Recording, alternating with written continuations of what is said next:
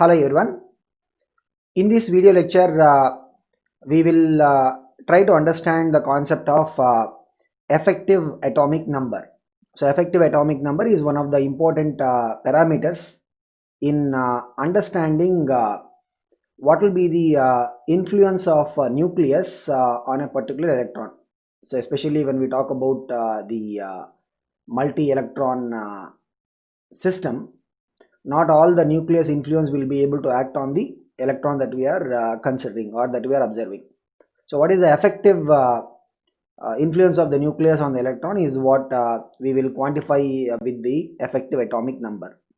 So this will help us in understanding some of the properties, because effective atomic number will be able to explain things like how the radius of an atom would change as we move down the group or we move across a period. So we'll be able to understand particularly things like the atomic radius or the even ionic radius and things like that. We'll be able to explain based upon this effective atomic number concept. So where it will be used, we will be able to know when we go to the respective properties, because this would be a parameter that will be able to influence quite a number of properties. We will be able to look at them when we go there, but let us try and understand what is the concept of effective atomic number.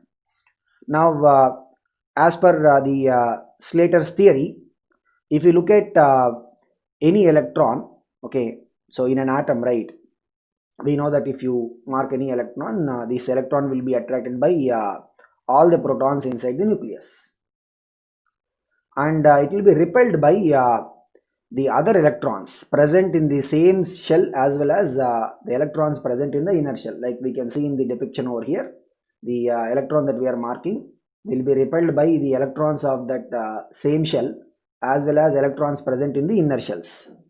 So when we want to understand the nucleus influence on a particular electron, we should not only consider the nuclear power, which is quantified with the atomic number, because every nucleus will have z number of protons, but we also have to consider the repulsion being created by the electrons in the same shell as well as inner shells, and this is expressed as a simple relation. So the effective influence of nucleus on a particular electron is measured with this formula. So z effective atomic number will be equal to the overall atomic number z minus sigma. So in this the z effective is what we call as the effective nuclear charge, and z is the atomic number, which is the overall nuclear power, and sigma is the important factor here we're talking about. Sigma represents the shielding constant or screening constant. So what essentially this represents is it measures the net repulsion of that particular electron caused by the other electrons in the same shell or the inner shells. So whatever the electrons present in the same shell or the inner shells, whatever the total effective repulsion they create, right, that is being quantified in terms of this parameter sigma. So the sigma will be evaluated based on certain rules. But before we go and look at, and there are multiple theories for estimating the sigma, and we will look at the Slater's rules. But before we go and take a look at the rules, let us see what will be the result that we will end up having. So if you look at the effective atomic number or the z effective, which is on the valence electron. So if you consider the valence electron of the respective elements like lithium, beryllium, boron, carbon, nitrogen, oxygen, fluorine, neon, the z effective value for these elements, we'll go through the rules, then we'll be able to understand how these values will actually come. The values will be, we can see in period, right, when we go from left to right. So this is actually the second period that we are considering, lithium to neon. What are we observing here? As we move from left to right, the z effective value is actually increasing, okay, which means what? The valence electron of the neon will be under a greater influence of the nucleus than the valence electron of the lithium. So you can see that it is gradually increasing as we move from left to right. So if you look at any atom in this second period, we know that there will be two shells. Okay, second period means the valence shell will be the second orbit. So considering that the second shell is the valence shell for all these elements, as we move from the left to right, what we see is that valence electron will be coming under greater influence of the nucleus, and this will help us in understanding how certain properties will be changing when we move across a period. So we'll talk about it later, but this is what will be one of the observations on the Z effective value estimation across a period. So what we see is across a period it will be increasing.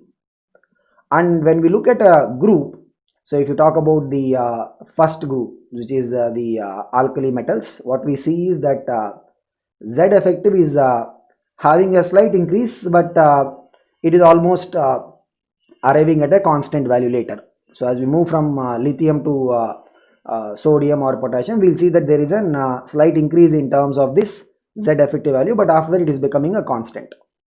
Now what will be the outcome of this? So as you move down a group, right, like say for example for lithium the valence orbit is second orbit. When you go to the sodium, so N represents here nucleus. So when you go to sodium means what? The valence orbit is the third orbit. Okay. So when we move from sodium to potassium, potassium means the valence orbit will be the N is equal to 4 level.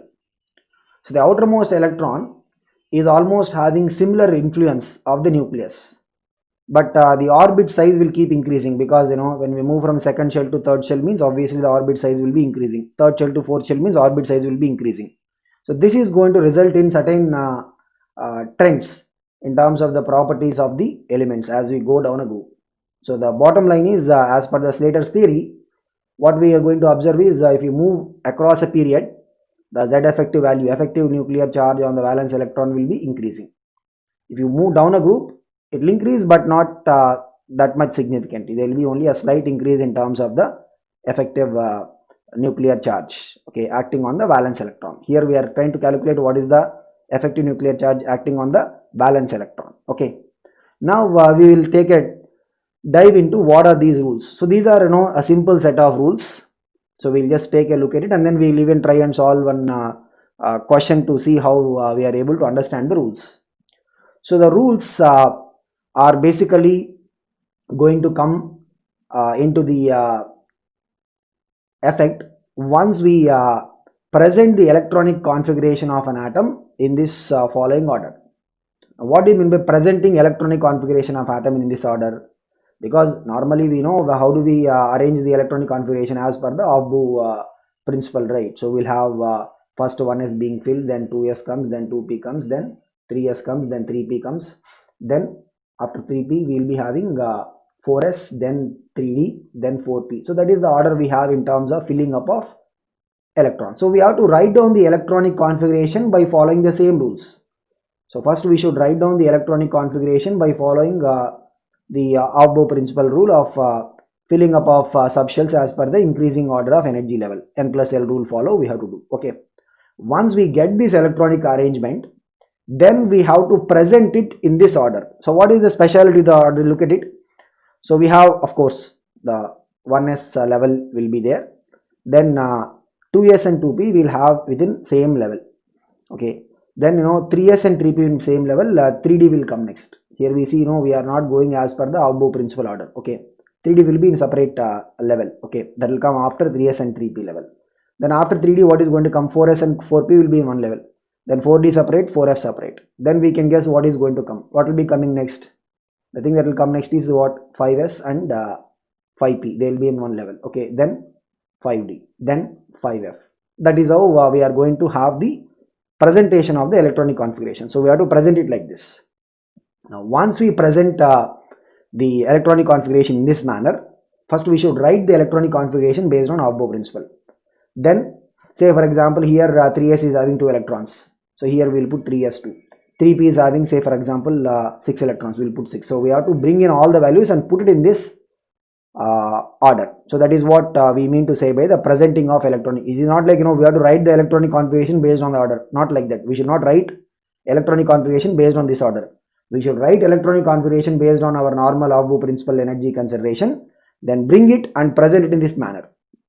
Once we present the electronic configuration in this manner, right, means whatever for example 1s is having 2 electrons, put 2 here, 2s is having 2 electrons, put 2, 2p is having 6 electrons, put 6, like that we have to present the values over here. Okay, once we do that, then we have to find what is the effective nuclear charge on any of the electrons that we will be interested. Like in a particular question they are asking, find the effective nuclear charge on the electron in the 4s, or electron in 4p, or electron in 3d, like that they will give question.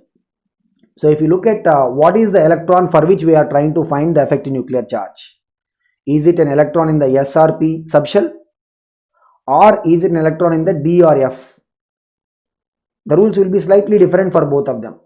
So let us look at the first set of rules. What is it? The rules for finding of the Z effective for the electrons which are either the S or P subshell electrons. For that, look at it. Okay, so we'll, for example, I am talking about the 4p electron. Imagine 4p, we have say for example some electrons are there in 4p. So we want to find what is the effective nuclear charge on one of the 4p electrons. So what we need to do is the electrons present on the right side of the group made by the level. So whatever the level that we have, right, like say for example we are trying to find the 4p electron effective nuclear charge. Okay, so what we need to do, on the right side of that, whatever levels that are there, right, what will be the contribution from them? 0, no contribution. So we are trying to find the effective nuclear charge on say for example 4p electron. The 4d electrons and 4f electrons, what will be the contribution? 0. Right side levels, 0 contribution. Okay, now the other electrons present in the same level. So we can see, if we say for example the arrangement is what, 4s there are 2 electrons, 4p there are I'm just giving an instance. Okay, so 4p there are 3 electrons, like this. We are trying to find what is the effective nuclear charge on one of the 4p electron. So within this level, right, we took out one 4p, means remaining there will be 2 4p electrons and 2 4s electrons are there. So this is what we mean to say by the other electrons present in the same level. In that, within the bracket is indicating what level. Okay, other electrons present in same level, right, they will be contributing how much? 0.35 each of them will be. So here how many we have totally? 2 and 2, totally 4. So 4 into 0.35, like that their contribution is calculated. We have an exception here. If we are talking about the 1s subshell electron, then we have to take the contribution as what? 0.3. That is the exception. Okay, so the same level is over. Now below that we will be having what? Below the 4s and 4p level, what do we have? We will have the n-1 subshell below, n-1 shell. Then we will have below that n-2 and even lower shells, n-3, like that. Okay, depending upon what is the initial level you are choosing, right? We can have n-1 shell electrons, n-2 shell electrons, or n-3 shell electrons, like that. For the electrons coming from n-1 shell, right, means n-1 orbit. For the electrons coming from n-1 orbit, what is the contribution from each of them? 0.85. Means here, if you are looking at the 3s or 3p or 3d, what is the contribution going to be from each of them? It is going to be 0.85 each, because that is the n-1 shell electron. n-2 and lower shells, so which means in this case it is going to be what? The second shell or the first shell, all of them, right? What will be the contribution? 1 each. So if our electron for which we are trying to find the effective nuclear charge is an S subshell or P subshell electron, the higher levels, means level means we are putting within bracket, the higher levels contribution is 0 straight away. Same level, contribution from the remaining electrons will be what? 0.35 into whatever the remaining number of electrons that are there. Exception is there. If we are talking about the 1s subshell, means we have to take the contribution as 0.3. n-1th shell, the inner shell, what will be the contribution? 0.85 each. n-2th shell, what will be the contribution? 1 each. Lower cells also it will be the same, 1. So this is how we are going to calculate the overall sigma. When you add up all these values, right, what we are going to get? We will get the overall sigma value. We will look at an illustration, then we can understand this better. Let us look at the rules for the D or F subshell electron. So if we are trying to calculate the Z effective for a given D or F subshell electron, then how we are going to look at the rules? Let us say we talk about the electronic configuration is, I'm just giving an example. So 4d6, like this it is there. Okay, now let us look at the rules. The electrons present on the right side of the group within that bracket. Each level will be indicated by the bracket. Whatever right side contribution is what, 0, same as was in the previous case. The electrons present in the same level means here the 1s subshell concept will not come. That is an exception we had before. But electrons present in same level means the contribution, remaining electrons, each of them will contribute what, 0.35. Say for example, in this case 4d6 is our arrangement. We are trying to find what is the Z effective value for one of these 4d electrons. Means remaining are what, totally 6 electrons are there. We are trying to find Z effective on 1 electron, means remaining how many are there, 5 electrons are there. So it will be what, 0.35 into 5. So each of them in the same level, they will contribute 0.35. And once we cross this, we will take all of the lower levels within bracket. All of them will be what, lower level. Each of the lower level in this case, the contribution is what, straight away 1. Each of the lower level, what is the contribution, straight away 1. Okay, so we'll have to practice these rules once, then only we will be able to get that comfort. So in case of S and P subshell electron, we were dividing the lower levels as what, n minus 1th shell contribution is 0.85 each. Then n minus 2th shell or the lower shells, the contribution is 1. So we are dividing in terms of the shell.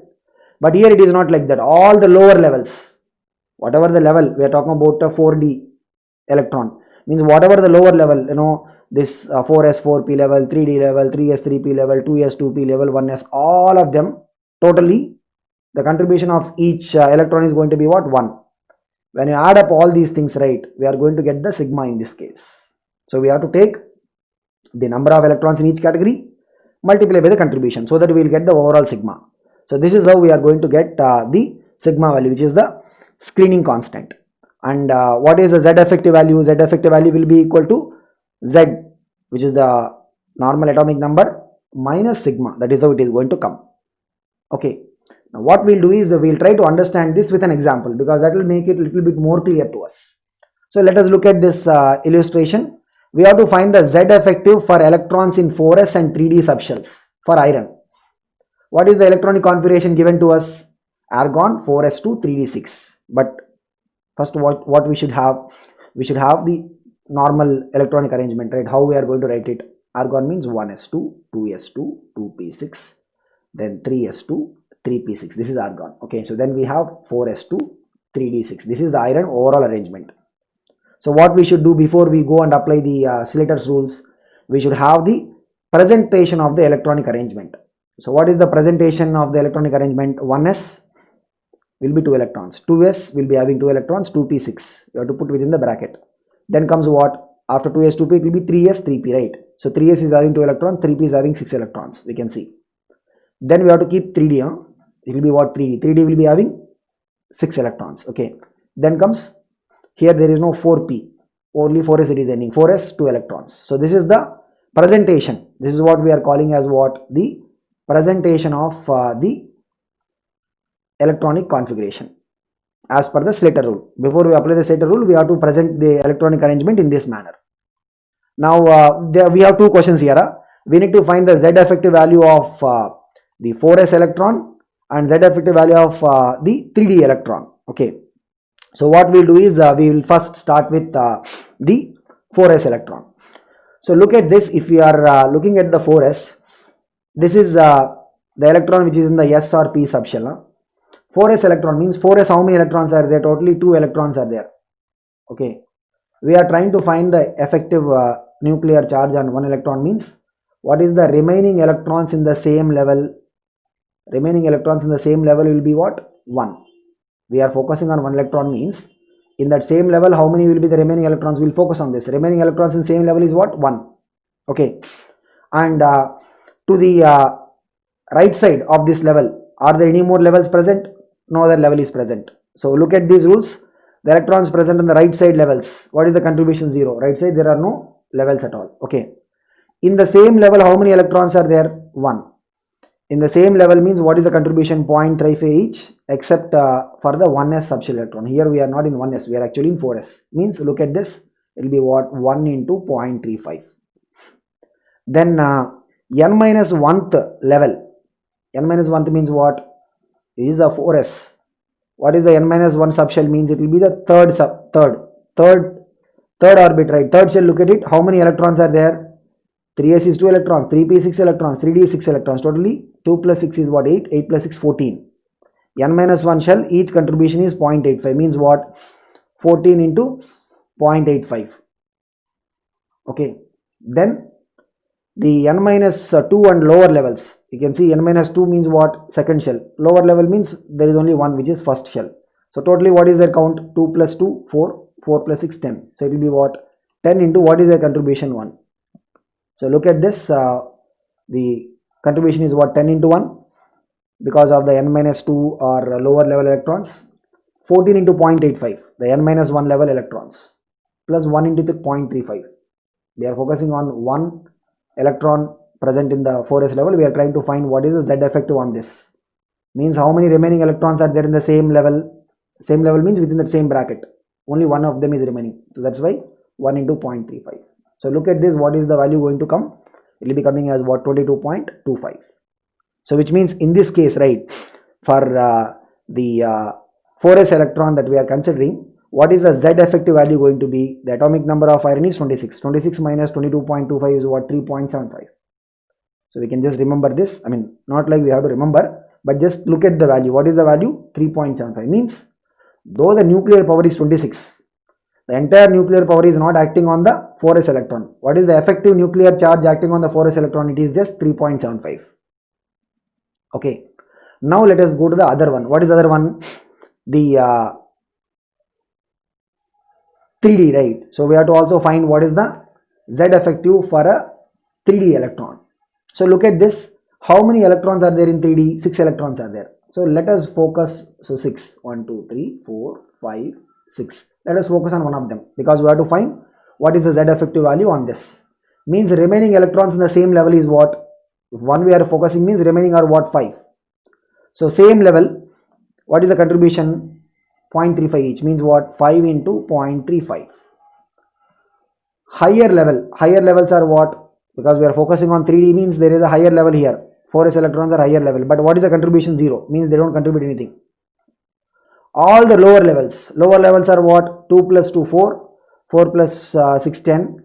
10 plus 2, 12. 12 plus 6, 18. Each of them will be what? Contribution is 1. All the lower levels contribution. Here it is a straight rule. All lower levels is what? Simply contribution 1. So if you add it up means that is our sigma value going to be. So look at this. What is our sigma? 18 into 1. The all lower level electrons each contributing 1. 5 into 0.35. The remaining electrons in the same 3D level. 5 into 0.35. Totally what is it coming as?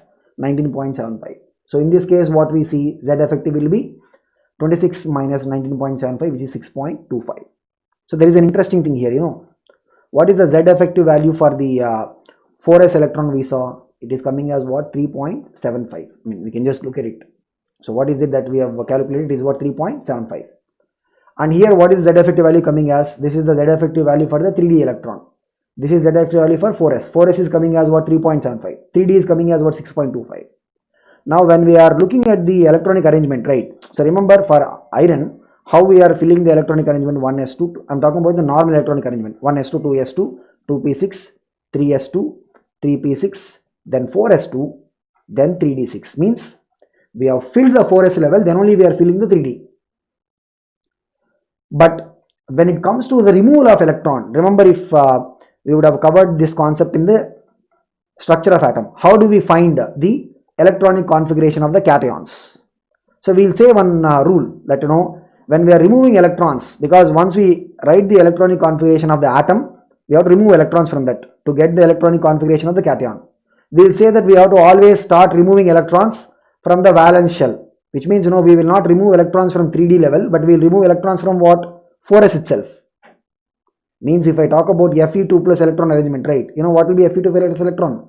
We have to remove 2 electrons. Where we will remove from? We will have to remove from the 4s level. That is the valence shell. That is the rule like that we will say there. But if you see how we can also explain this is, look at it, no. The 3D electrons, they are under how much electron influence? Sorry, nucleus influence? 6.25 nucleus influence. That is the Z effective value. 4s electrons, they are under how much nucleus influence? 3.75. Means though we are filling the 3D level in the last, the influence of nucleus is more on them, whereas the influence of nucleus is only 3.75 on the 4s level. That is why it will be easy to remove them than removing the 3d. So that's why if you look at the Fe2 plus arrangement, right, we'll remove the 2 electrons from 4s level, which means what will be the Fe2 plus? 1s2, 2s2, 2p6, 3s2, 3p6, and then 3d6. Okay, so when we are removing electrons from an atom, we will say it like a thumb rule that we have to always remove the electrons from the valence shell. So why this is because if you look at the effective nuclear charge, we can see in this case as an example, the effective nuclear charge will be lower on the valence shell electrons. That is why it will be easy to remove them. Okay, so this is how we have to look at the Slater's rule in finding out the sigma value, and also once we get the sigma value means we can get the Z effective value. Okay, so this part, right, is something which is not very much required in terms of competitive examinations like NEET, especially the medical entrance examination. But for the JEE advanced, we will have to look at these Slater's rules. There are other theories also which we will of course not cover, but at least the Slater's rules you have to be clear at the JEE advanced level. But for the guys who are preparing for NEET, or even say for example just the JEE means, if you understand the essence of this effective nuclear charge, that is pretty good. Okay, so this is about the concept of effective nuclear charge.